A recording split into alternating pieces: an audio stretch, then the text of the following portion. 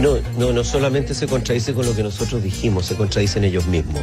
Si ustedes leen, es interesante porque Moody's mejora la clasificación del gobierno de Chile durante el gobierno del presidente Piñera. Y hoy día dice que empezó el deterioro ahí. Tendrían que ellos mismos conversar porque lo que está diciendo el analista se contradice no solo con el gobierno, no solo con la opinión de muchos analistas, sino que con lo que ellos mismos opinaron en el pasado, con las mismas manifestaciones de solidez fiscal que emitieron, por ejemplo, el año 2013. Así que hay una inconsistencia entre ellos mismos. Yo creo que es Moody's el que tiene que hacer el trabajo de ponerse de acuerdo internamente. Vamos a entrar en materia económica. Hoy hubo cifras de desempleo bastante preocupantes. Se suma esta polémica entre la agencia clasificadora, la Moody's, y aquí escuchábamos la réplica bien fuerte del ministro de Hacienda, Felipe Larraín. La verdad es que hay cifras y un escenario interno y externo bien preocupante, inquietante, y nuevamente el gobierno le ha echado la culpa al empedrado, es decir, al gobierno anterior, marcando una tónica y una marca en lo que fue también en su primera administración. Acá, para ir precisando, fue la propia analista, la analista principal de la clasificadora Moody's, Ariana Ortiz, quien en una entrevista ahí que concedió el diario El Mercurio, la que afirmó correctivamente que el deterioro fiscal comenzó en el año 2010, cuando se le pregunta por la argumentación del gobierno, decir que esto empezó en el gobierno anterior. Recordemos que al asumir el segundo mandato, en su mensaje del 1 de junio, el presidente Piñera fustigó duramente a su antecesora, ahí con una razón bien estratégico-política que ya podemos comentar, pero entre otras cosas dijo que el impulso a la reforma tributaria y laboral generó incertidumbre, debilitó los equilibrios macroeconómicos, frenó la innovación, el emprendimiento, bajó la capacidad de crecer, crear empleos y de mejorar los salarios. Recordemos que él además en su campaña prometió 600.000 nuevos empleos y que además la inversión cayó y que la responsabilidad fiscal se debilitó. Ese fue su discurso inaugural de entrada. Con ese mensaje venía el presidente Piñera como a corregir esto, pero en contraste han aparecido voces como por ejemplo el reconocido economista Ricardo French Davis, no en esta jornada, pero sí en un libro que ha escrito con reformas que se hicieron desde el 73 al 2017. Mira el periodo, Andrea, un libraco. O sea, claro. Se refiere específicamente o se ha referido anteriormente a este round permanente, y dice que el 2012, cuando el precio del cobre está súper sano, que está ahí sobre los $3 la libra, 3.61 incluso, el 2012, o sea, pleno gobierno de Piñera, primer gobierno de Piñera, los pasivos empezaron a superar a los activos, es decir, recibió con superávit fiscal y al poco andar estaba endeudado el país, perdió su posición de acreedor.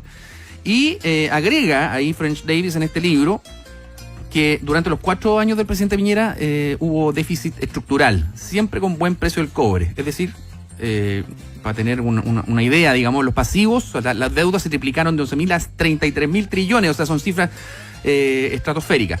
Durante el segundo gobierno de Bachelet se duplicó la deuda, pero en este periodo de Piñera se triplicó. Eso por una parte, un discurso de ataque que tiene un sentido estratégico, esto de anular a la única amenaza posible que aparece en el horizonte, que es Bachelet, ya lo hemos comentado. Pero el problema real hoy está en la calle.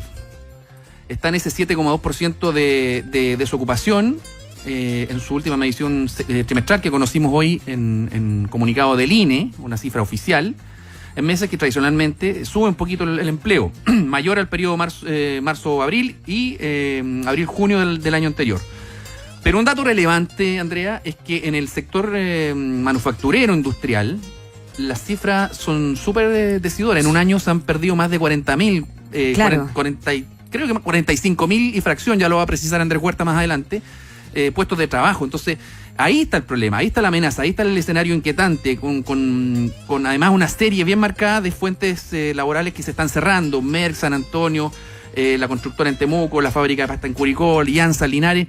Es una serie seguida, bien marcada, que pone un acento de preocupación mayor. Ahí está la amenaza para cualquier gobierno, más que en el pasado, más que los fantasmas del pasado, sobre todo cuando las cifras no coinciden. Y en momentos en que el gobierno, también lo he comentado, ha perdido un poco el control de la agenda. Y los temas que más aparecen en relación al gobierno son estos equívocos permanentes, las frases desafortunadas.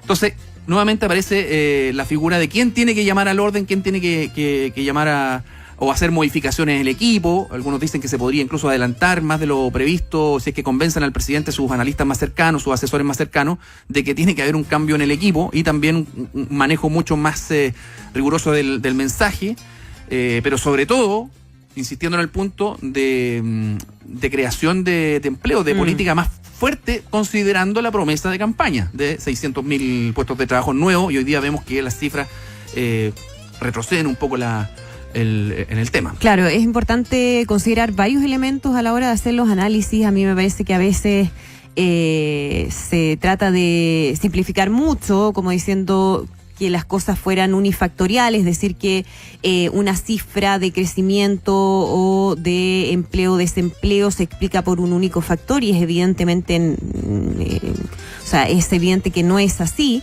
Y de hecho, por lo mismo, volviendo a lo que decía esta analista de Moody's, Ariana Ortiz, hay algo que me parece que es importante, porque le preguntan por el crecimiento que tendría el país este año, que sería de un 4% según el mercado, una cifra similar para el año siguiente, el año 2019. Y ella dice lo siguiente: quizás algunos años registre 4% o un poco más, pero de manera sostenida no va a regresar a las tasas de crecimiento que había tenido, sobre todo antes del shock del 2008. Y desde el punto de vista fiscal, reconoce que hay muchos avances del gobierno. Hay un cambio de enfoque por tener mayor control de los gastos, sobre todo los gastos que Chile llama comprometidos, como por ejemplo en salud. Hay un esfuerzo ahora por tener una meta fiscal anual y no solamente un compromiso con un ajuste a mediano plazo. Pero lo que consideran es que las presiones sociales que enfrenta Chile, es decir, una clase media que demanda más y mejores servicios públicos, sobre todo en el área de salud y en educación, hará muy difícil que este gobierno pueda implementar un ajuste más agresivo. Es decir, me parece que estas discusiones respecto a en qué momento, de manera exacta, en qué año parten las cosas, no tienen mucho sentido. Son procesos que son de largo plazo. Vamos viendo los efectos también de manera muchas veces desfasada. Y yo creo que aquí hay que dejar un poquito de lado esas utilizaciones políticas que hay de uno y otro lado y centrarse en lo que finalmente es mejor para el país. Todos queremos que al país le vaya bien, todos queremos que el país mejore en términos económicos para todos. Y me parece que a veces esas pequeñeces políticas no aportan mucho. Quedarse pegados en ese tipo de discusiones no ayudan, y finalmente hay que concentrarse en lo que viene y tratar de que el país efectivamente recupere un camino, pese a todas las dificultades que puede haber a nivel interno y también a nivel externo, que muchas veces son sumamente relevantes para determinar qué es lo que pueda pasar. Lo hemos visto en reiteradas oportunidades. Ahora, pese a que en un primer momento se le había bajado el perfil a lo que podía ser la guerra comercial y los efectos en nuestro país, después las autoridades cambiaron un poquito el discurso en ese sentido, porque muchas veces se pueden estar haciendo muy bien las cosas, pero si pasan otras situaciones en el exterior a nivel internacional, bueno, eso nos golpea directamente, y es lo que hemos visto en un montón de situaciones. Sí, pues seguimos dependiendo fuertemente de la exportación, el cobre sobre todo. Hay mucha tensión con un escenario de incertidumbre que tiene que ver con esta guerra comercial declarada. Se rigidizan los intercambios comerciales. Hoy día escuchaba, eso sí, a unos analistas que decían, claro, esto está recién empezando. Esta era la carta de presentación y expectativas del gobierno de Sebastián Piñera. Y todavía tiene un viento de cola bastante potente. Pese a algunas bajas en las encuestas, sigue manteniendo un muy buen nivel de aprobación.